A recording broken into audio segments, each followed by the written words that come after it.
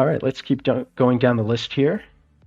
This next feature is something that is worth mentioning, even though it's not something that you use typically on your day-to-day workflow, but it is an important change that may affect some of our users. So um, a few months ago, our users started receiving emails that there was some kind of vulnerability to their sites, and what it distilled down to is that their site had the ability to be embedded through an iframe.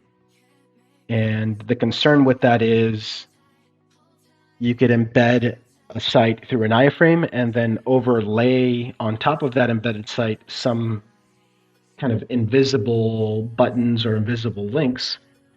And the idea behind that vulnerability is the end user thinks they're looking at the site that's in the background, but there's that kind of hidden content on top. And so, they may click links that you weren't intending them to. So to mitigate this, by default, we now disable embedding of DecoNetwork sites. And it's only in cases where you know that you have a use case where the site needs to be embedded, you would want to go in and turn on the feature.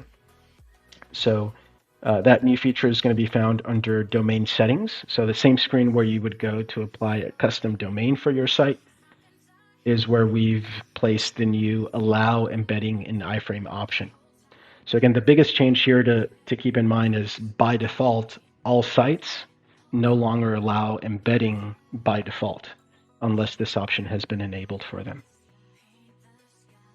Again, that probably will not affect most of our users. Most of our users aren't embedding their site somewhere else, but in the event that you are, if you haven't made that change, you'll want to review your site and make sure it's still working.